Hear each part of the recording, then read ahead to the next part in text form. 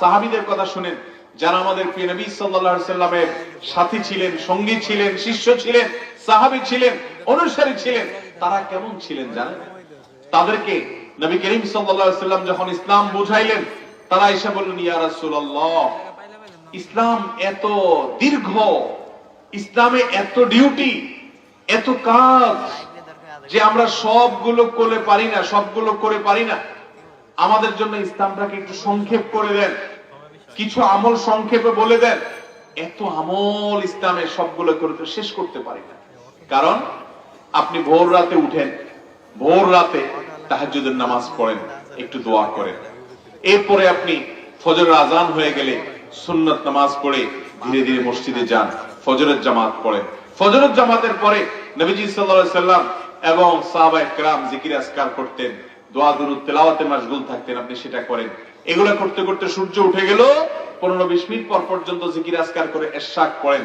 ইশরাক পড়ে ধীরে ধীরে বাসায় যান, টুকটাক ঘরোয়া কাজে মা বোনদের সাথে পারলে হেল্প করেন। এরপর এগুলো করতে করতে, নাস্তা করতে করতে আপনার চাষের সময়, সালাতুদ দুহার সময় হয়ে গেল।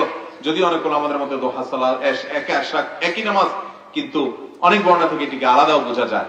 অতএব সালাতুদ দুহা বা চাষের নামাজ আলাদা পড়লেন আপনি 9টা-9:30 দিকে। এরপরে কাজে কামে হালাল রুজিতে লেগে গেলেন। আবার একটু পরে যোহর আজান হয়ে গেল, চলে আসলেন, যোহরের সালাত আদায় করলেন। তার আগে জাওয়ালের নামাজ আছে, জাওয়ালের নামাজ পড়ে যোহর পড়তে না পড়তে একটু ভালো করে ধীরে ধীরে পড়তে পড়তে আধা ঘন্টা 40 মিনিট লেগে যায়।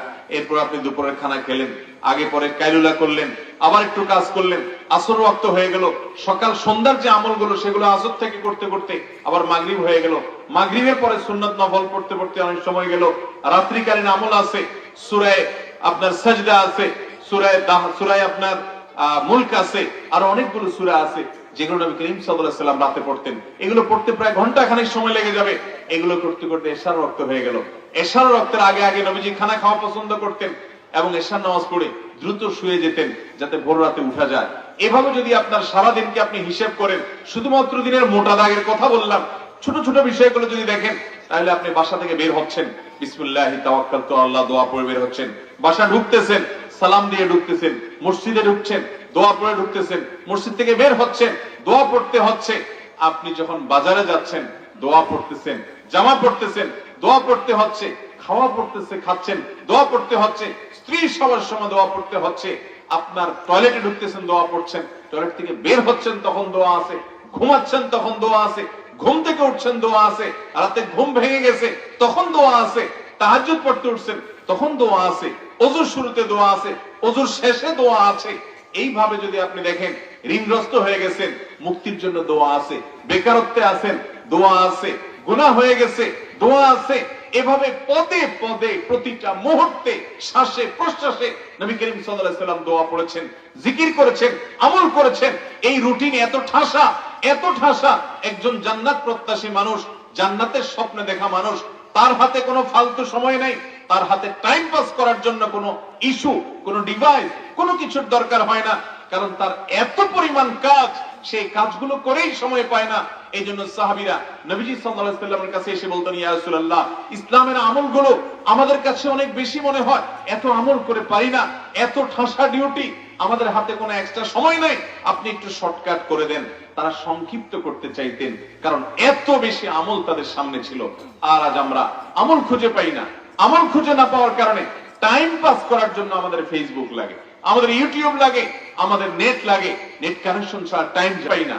আমল খুঁজে না পাওয়ার কারণে টাইম পাস করার জন্য আমাদের ফেসবুক লাগে, আমাদের ইউটিউব লাগে, আমাদের নেট লাগে, নেট কানেকশন ছাড়া টাইম যায় না। আমরা বিভিন্ন অপশন খুঁজি, বাজারে, ঘাটে, রাস্তায়, দোকানে আড্ডা মেরে আমাদের সময় নষ্ট করি।